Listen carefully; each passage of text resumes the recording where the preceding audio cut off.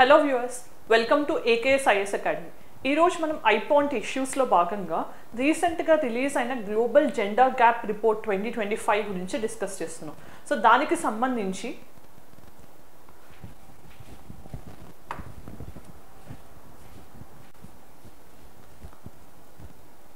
Hello viewers, welcome to AKS IAS academy. ఈరోజు మనం ఐపాయింట్ ఇష్యూస్లో global gender gap report 2025 గురించి discuss చేస్తున్నాం.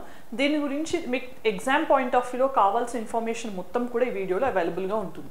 సో ఫస్ట్ మనం డిస్కస్ చేసే దాంట్లో మనం వీడియో కాంపనెంట్స్ ఏంటనే చూద్దాం. So global gender gap index 2025 is the point of discussion. So దీంట్లో మనం ఏం డిస్కస్ చేయబోతున్నాం, కాంటెక్స్ట్ ఏంటి, దాంట్లో ప్రిలిమ్స్ పాయింట్ ఆఫ్ వ్యూలో మీకు ఎక్కువగా ఎంఫసైజ్ చేయాల్సింది ఎక్కడ గ్లోబల్ జెండర్ గ్యాప్ రిపోర్ట్ అనే దాని గురించి, దాని ర్యాంకింగ్ ఎంత, అలానే దాన్ని రిలీజ్ చేసిన ఆర్గనైజేషన్ అయిన వరల్డ్ ఎకనామిక్ ఫోరం గురించి తెలుసుకోవాల్సి ఉంటుంది.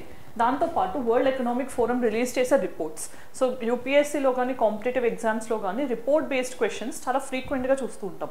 సో దాంతోపాటు highlights of the report, 2025 report ఇచ్చిన డేటా ఏంటి, టాప్ 10 కంట్రీస్ ఏంటి, బాటమ్ 10 కంట్రీస్ ఏంటి, మరి ఇండియా ఎలా పెర్ఫామ్ చేస్తోంది, దీంట్లో యూస్ చేసే పారామీటర్స్తో పాటు గవర్నమెంట్ తీసుకున్న ఇనిషియేటివ్స్ ఏంటి, మీరు కన్ఫ్యూజ్ అవ్వకూడని పాయింట్స్ ఏంటి అనేది కూడా నేను చెప్తాను, రైట్. సో ఇలాంటి సిమిలర్ ఇండెక్సెస్ ఉన్నప్పుడు మనం ఎక్కడ కన్ఫ్యూజ్ అవ్వకూడదు అనేది కూడా తెలుసుకుందాం.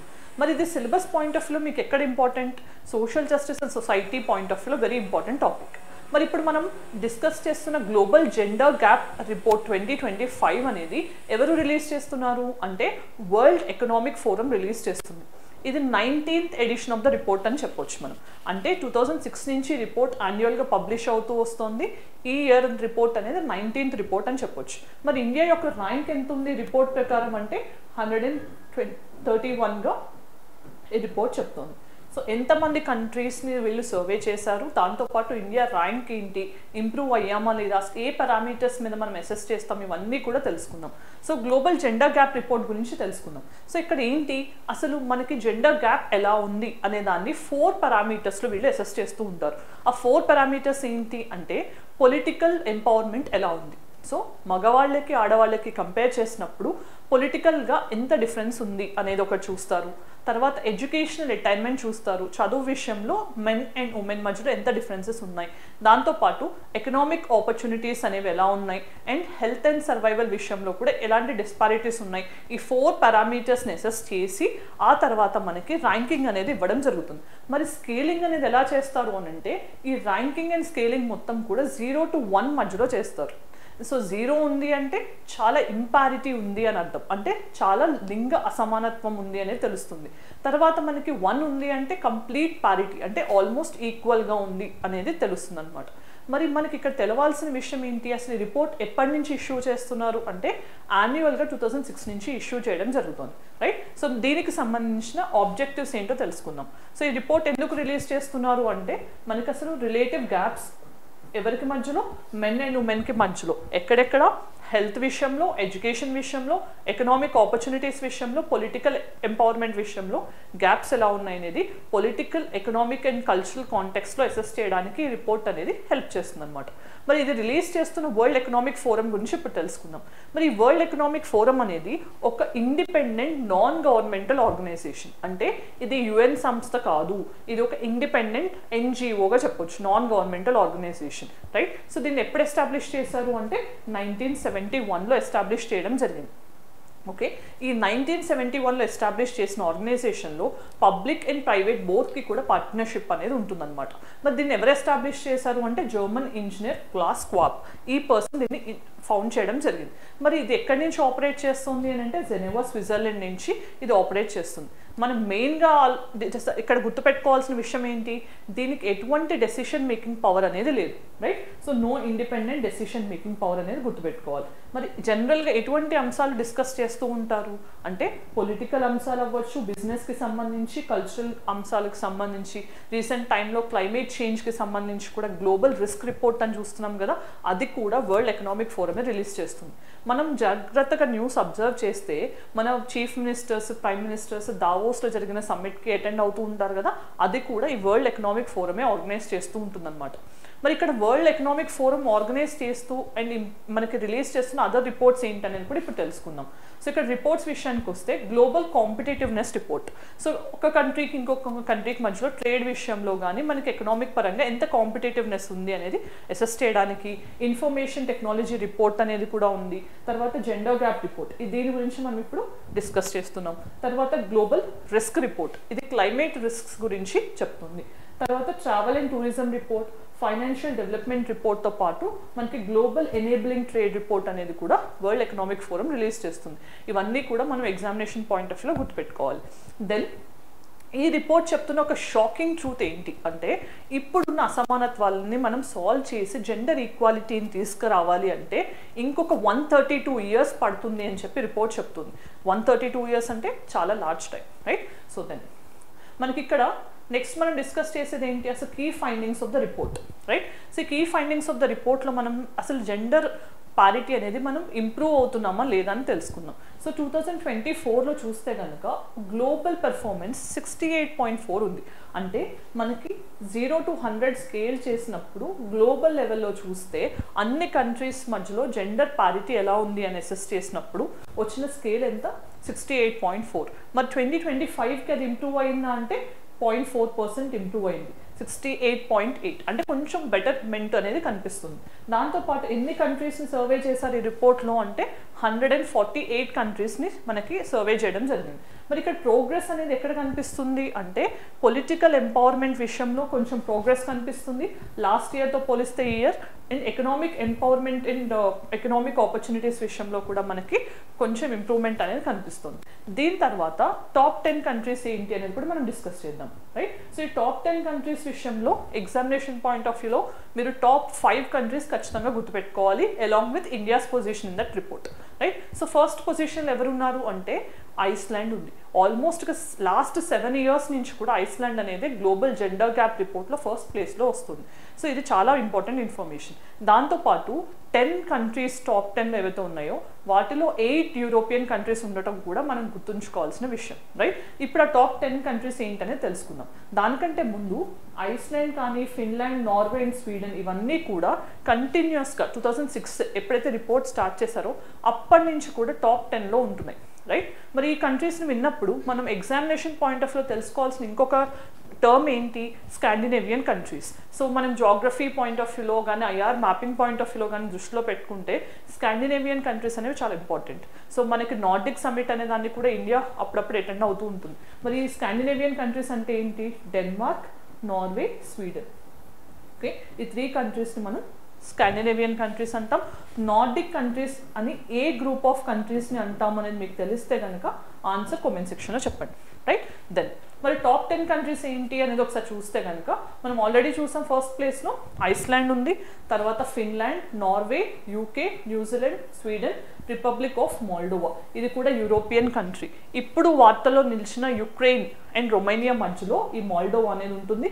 మ్యాపింగ్ పాయింట్ ఆఫ్ వ్యూలో ఒకసారి చూడండి. నామీబియా అండ్ జర్మనీ అండ్ ఐర్లాండ్, ఈ 10 కంట్రీస్ కూడా మీరు అట్లీస్ట్ టాప్ 5 వరకు గుర్తుపెట్టుకుంటే బెటర్, రైట్? దెన్ బాటమ్ 10 కూడా గుర్తుపెట్టుకోవాల్సిన అవసరం ఉంటుంది. లాస్ట్ 5 ఏంటని మనం గుర్తుపెట్టుకుంటే ఫస్ట్ లాస్ట్ కంట్రీ అంటే బాటంలో ఉన్న కంట్రీ ఏంటి ఈ ర్యాంకింగ్ ప్రకారం అంటే పాకిస్తాన్. 148 కంట్రీస్ని సర్వే చేశారు కాబట్టి 148th పొజిషన్ అంటే లాస్ట్ పొజిషన్లో ఉన్నది పాకిస్తాన్. ఆ తర్వాత సుడాన్, చాడ్ ఇవన్నీ కూడా ఆఫ్రికన్ కంట్రీస్. ఇరాన్ ఉంది, గినీ ఉంది, డెమోక్రటిక్ రిపబ్లిక్ ఆఫ్ కాంగో ఉంది, నైగర్, అల్జీరియా, మాలి, ఈజిప్ట్, రైట్? సో అన్నీ ఆల్మోస్ట్గా ఏషియన్ ఆఫ్రికన్ కంట్రీసే మనకి వెనుక భాగంలో ఉన్నాయి, రైట్? నెక్స్ట్ మరి ఇండియాస్ పెర్ఫార్మెన్స్ అనేది ఒకసారి చూస్తే 2025 ర్యాంకింగ్ ప్రకారం ఇండియా ఎక్కడుంది, 131 పొజిషన్లో ఉంది, రైట్? 131లో. బట్ 2024లో ఇండియా ర్యాంకింగ్ అనేది ఎలా ఉంది అంటే 129th పొజిషన్లో ఉండేది. 2023 ర్యాంకింగ్ విషయానికి వస్తే 127th పొజిషన్లో ఉంది. అంటే మనం ఇయర్ బై ఇయర్ ఇంప్రూవ్ అవుతున్నామా లేదా అనేది ఈ డేటా మీకు అర్థమయ్యేటట్టు చేస్తుంది, రైట్? సో ఇక్కడ స్కోర్ అనేది 0 to 100 మధ్యలో ఎంత ఉంది మనకి అంటే 64.4 ఉంది. ఓవరాల్ గ్లోబల్ స్కోర్ చూస్తే 68.4 ఉంది. అంటే ఆల్మోస్ట్ 4% మనం వెనుక ఉన్నాం, రైట్? దెన్ ర్యాంకింగ్ ఇంప్రూవ్డా డిక్రూవ్డా అంటే మనకి ర్యాంకింగ్ అనేది పడిపోతుంది ఆల్మోస్ట్ 3 years నుంచి. మరి మన నైబర్స్ అయిన భూటాన్ కానీ, నేపాల్ కానీ, శ్రీలంక కానీ ఇండియా కంటే ఈ పర్టికులర్ ర్యాంక్లో బెటర్గా పెర్ఫామ్ చేస్తున్నాయి. సో చిన్న కంట్రీస్ అయినా కూడా వీళ్ళు బెటర్గా పెర్ఫామ్ చేస్తున్నారు. ఇలాంటి వాటిని ఇన్స్పిరేషన్గా తీసుకుని మనం కూడా ఇంకా ఇంప్రూవ్ చేసుకోవాల్సిన అవసరం ఉంది. నెక్స్ట్, మరి ఈ 4 పారామీటర్స్ ఉంటాయి ఈ ర్యాంకింగ్ విషయంలో అనుకున్నాం కదా. ఆ 4 పారామీటర్స్లో మనకి దేంట్లో మనం కొంచెం బెటర్గా ఉన్నాం ఇండియా విషయంలో, దేంట్లో కొంచెం మనం ఇంప్రూవ్ చేసుకోవాల్సిన స్కోప్ ఉందని రిపోర్ట్ చెప్తుందో తెలుసుకుందాం. So first, economic opportunity and participation విషయంలో ఇంపార్టెంట్ టర్మ్ మనం యూస్ చేసేది లేబర్ ఫోర్స్ పార్టిసిపేషన్. సో ఆ డేటా ఏం చెప్తోంది, 45.9%, అంటే almost 46% of the working age population, అంటే 15 to 59 ఇయర్స్ ఏదైతే వర్కింగ్ ఏజ్ పాపులేషన్ ఉంటుందో ఆ పర్టికులర్ పాపులేషన్లో 46% లేబర్ ఫోర్స్లో ఉన్నారు అనే చెప్తుంది. ఓకే, దాని తర్వాత దీంట్లో ఇంప్రూవ్మెంట్ ఉంది and educational attainment. So education standards పెరగడంతో పాటు ఇంక్లూజన్ కూడా పెరిగింది అని రిపోర్ట్ చెప్తుంది. ఆల్మోస్ట్ 97.1 ఫీమేల్ లిటరసీ అనేది అచీవ్ చేశాము. దాంతోపాటు టెరిషరీ ఎడ్యుకేషన్లో కూడా మనకి ఫీమేల్ ఎన్రోల్మెంట్ అనేది ఉంది అనేది రిపోర్ట్ చెప్తుంది. రైట్, సో ఇక్కడ ఫీమేల్స్ పాయింట్ ఆఫ్ వ్యూలో మొత్తం కూడా మనకి జెండర్ పాయింట్ ఆఫ్ వ్యూలో ఎంత పార్టిసిపేషన్ ఉంది అనేది రిపోర్ట్ చెప్తుంటుంది. దెన్ హెల్త్ అండ్ సర్వైవల్ విషయంలో చూస్తే కనుక మనకి పుట్టగానే సెక్స్ రేషియో అనేది ఎంత ఉంది అనేది చెప్పడానికి రేషియోస్ అనేవి బెటర్గా ఉన్నాయి చెప్పడంతో పాటు ఇంప్రూవ్డ్ లైఫ్ ఎక్స్పెక్టెన్సీ కూడా ఉమెన్ విషయంలో కనిపిస్తుంది అని రిపోర్ట్ చెప్తోంది. సో నిన్న మనం డిస్కస్ చేసిన state of world population report 2025 ఏదైతే ఉందో దాంట్లో కూడా మనం చూసాం లైఫ్ ఎక్స్పెక్టెన్సీ ఫర్ మెన్ 71 ఇయర్స్గా చెప్పారు, life expectancy for the women 74 ఇయర్స్గా చెప్పారు. సో ఉమెన్కి బెటర్ లైఫ్ ఎక్స్పెక్టెన్సీ ఉండటం కూడా హెల్త్ అండ్ సర్వైవల్ విషయంలో కొంచెం బెటర్ అవుట్కమ్స్ రావడానికి హెల్ప్ చేసింది. దెన్ పొలిటికల్ ఎంపవర్మెంట్ విషయంలో మాత్రం ఇండియా పూర్గా పెర్ఫామ్ చేస్తుంది అని రిపోర్ట్ చెప్తోంది. సో ఈ 3 ఏవైతే ఉన్నాయో అదర్ 3 పారామీటర్స్ వీటిలో ఇండియా రోల్ అనేది అండ్ ఇండియా పెర్ఫార్మెన్స్ అనేది కొంచెం బెటర్గా ఉంది year by year. But political empowerment విషయంలో మరి ఇది ఎందుకు జరుగుతోంది అని చూస్తే కనుక మనకి లోక్సభ రిప్రజెంటేషన్ చూస్తే లాస్ట్ ఇయర్ మనకి 14% ఉమెన్ ఎంపీస్ ఉన్నారు, ఇయర్ అనేది 13%కి పడిపోయింది, ఆల్మోస్ట్ 1% డ్రాప్ అయింది. సో పొలిటికల్ ఎంపవర్మెంట్ అనుకున్న లెవెల్లో జరగట్లేదు అని ఈ రిపోర్ట్ చెప్తుంది. రైట్, సో 3 పారామీటర్స్లో పాజిటివ్ పెర్ఫార్మెన్స్ ఉంది అండ్ ఓన్లీ పొలిటికల్ ఎంపవర్మెంట్ విషయంలో ఇండియా అంతగా పెర్ఫామ్ చేయలేకపోయింది. మరి ఇక్కడ మనం గవర్నమెంట్ ఇనిషియేటివ్స్ ఏంటి ఈ పర్టికులర్ ఫీల్డ్లో అని తెలుసుకుందాం. సో మనం బేటీ బచావ్ బేటీ పడావ్, సో ఇది మనకి 2015 హర్యానాలో మనకి ప్రైమ్ మినిస్టర్ ఇనిషియేట్ చేశారు. దేనికోసమని, హర్యానాలో ఇనిషియేట్ చేయడానికి గల కారణం ఏంటనేది కూడా మనం తెలుసుకోవాలి. హర్యానాలో సెక్స్ రేషియో అనేది చాలా తక్కువగా ఉంటుంది. అలాంటి స్టేట్లోనే మనకి సెక్స్ రేషియోని ప్రొటెక్ట్ చేయడానికి బేటీ బచావ్ బేటీ పడావ్ అనే స్కీమ్ని ఇనిషియేట్ చేయడం జరిగింది. మరి దీన్ని 3 మినిస్ట్రీస్ ఇంప్లిమెంట్ చేస్తాయి జనరల్గా. Okay, ministry 1, 2, 3. మరి ఈ 3 మినిస్ట్రీస్ ఏంటి అనేది తెలిస్తే కూడా ఆన్సర్ కామెంట్ సెక్షన్లో చెప్పండి. Right, then Pradhan Mantri Matru Vandana Yojana. So మనకి ఇక్కడ ఎవరైతే ప్రెగ్నెంట్ ఉమెన్, లాక్టేటింగ్ ఉమెన్ ఉన్నారో వాళ్ళందరికీ బెటర్ అవుట్కమ్స్, హెల్త్ అవుట్కమ్స్ ఉండే విధంగా ప్రధాన్ మంత్రి మాతృవందన యోజన అని కూడా సెంట్రల్ గవర్నమెంట్ ఇంప్లిమెంట్ చేస్తుంది. దాని తర్వాత ప్రధాన్ మంత్రి ఆవాస్ యోజన, అందరికీ ఇల్లు ఉండాలి అనేది ఇన్షూర్ చేయడానికి గవర్నమెంట్ ఆఫ్ ఇండియా రీసెంట్ టైమ్స్లో ఆవాస్ యోజన కింద కన్స్ట్రక్ట్ చేసిన హౌసెస్ ఎవరి పేరు మీద ఇస్తున్నారు, ఉమెన్ పేరు మీద ఇస్తున్నారు. రైట్, ఇది కూడా. అండ్ రాష్ట్రీయ మహిళా కోష్. సో రాష్ట్రీయ మహిళా కోష్ అనేది మనకి మెయిన్గా స్కిల్ డెవలప్మెంట్ పాయింట్ ఆఫ్ వ్యూలో వాళ్ళ ఎంపవర్మెంట్కి హెల్ప్ చేయడానికి తీసుకున్న initiative. Then Sukanya Samriddhi Yojana. So women మనకి జనరల్గా గర్ల్ చైల్డ్ పుట్టగానే వాళ్ళ ఎడ్యుకేషన్ పాయింట్ ఆఫ్ వ్యూలో కానీ, పెళ్లి ఖర్చుల విషయంలో కానీ డౌరీ ఇవ్వాల్సి ఉంటుందని వీటన్నిటిని దృష్టిలో పెట్టుకుని పేరెంట్స్ చదవనివ్వకుండా తొందరగా మ్యారేజెస్ చేయడం ఇవన్నీ చూస్తుంటాం. వీటిని ఆపడానికి గర్ల్ చైల్డ్ పుట్టగానే వాళ్ళ పేరిట బ్యాంక్ అకౌంట్ ఓపెన్ చేసి మీరు ఇంత సేవింగ్స్ చేయండి, దాని మీద మేము ఇంత ఇంట్రెస్ట్ పే చేస్తాము. సో ఆ అమౌంట్ అనేది 18 ఇయర్స్ తర్వాత తన ఎడ్యుకేషన్కి కానీ తన మ్యారేజ్కి కానీ యూజ్ చేసే విధంగా గవర్నమెంట్ తీసుకున్న ఒక ఇనిషియేటివ్ అనమాట, to encourage girl child education and there delayed marriages. తర్వాత రీసెంట్ టైమ్స్ మనం చూస్తే గవర్నమెంట్ ఆఫ్ ఇండియా జెండర్ బడ్జెటింగ్కి కూడా ఎక్కువ ఇంపార్టెన్స్ ఇస్తుంది. సో ఈ జెండర్ బడ్జెట్ అనేది మనం 2005 నుంచి యూనియన్ బడ్జెట్లో భాగంగా తీసుకురావడం జరిగింది. Next political reservations point of వ్యూలో మనకు తెలిసిందే 73rd and 74th constitutional amendments ద్వారా 33% reservation for women in local bodies ఇవ్వడం జరుగుతుంది. రీసెంట్ టైమ్స్లో 106th కాన్స్టిట్యూషనల్ అమెండ్మెంట్ ద్వారా ఈవెన్ లోక్సభలో అండ్ స్టేట్ అసెంబ్లీస్లో కూడా 1/3 రిజర్వేషన్ ఉమెన్కి ఇవ్వడం జరుగుతుంది. ఇవన్నీ కూడా పొలిటికల్ ఎంపవర్మెంట్కి హెల్ప్ చేస్తుంది. అలానే ఫీమేల్ ఎంటర్ప్రెన్యూర్షిప్ని ప్రమోట్ చేయడానికి, అంటే వాళ్ళ చేతే వాళ్ళ ఓన్ లైవ్లీహుడ్ని ఎర్న్ చేసుకునే విధంగా ఎంపవర్ చేయడానికి మనం చాలా స్కీమ్స్ తీసుకొచ్చాం. ఫర్ ఎగ్జాంపుల్ మహిళా ఈ హార్ట్ కానీ, గవర్నమెంట్ మార్కెట్ ప్లేస్ అని చెప్పొచ్చు, సెల్ఫ్ హెల్ప్ గ్రూప్స్ స్కీమ్ చెప్పొచ్చు, ప్రధాన మంత్రి ముద్రా యోజన చెప్పొచ్చు, స్టాండప్ ఇండియా స్కీమ్ అని కూడా చెప్పొచ్చు. ఇవన్నీ కూడా ఫీమేల్ ఎంటర్ప్రెన్యూర్షిప్ని ఎంకరేజ్ చేయడానికి గవర్నమెంట్ ఆఫ్ ఇండియా తీసుకొస్తున్న ఇనిషియేటివ్స్ అని చెప్పొచ్చు. రైట్. దెన్ మరి ఈ జెండర్ గ్యాప్ని తగ్గించాలి అని అంటే 132 years పడుతుందని రిపోర్ట్ చెప్తోంది కదా ప్రెసెంట్ స్టేట్ నుంచి. వాటిని ఇంప్రూవ్ చేయాలంటే మీరు ఎటువంటి రికమెండేషన్స్ ఇవ్వాలి?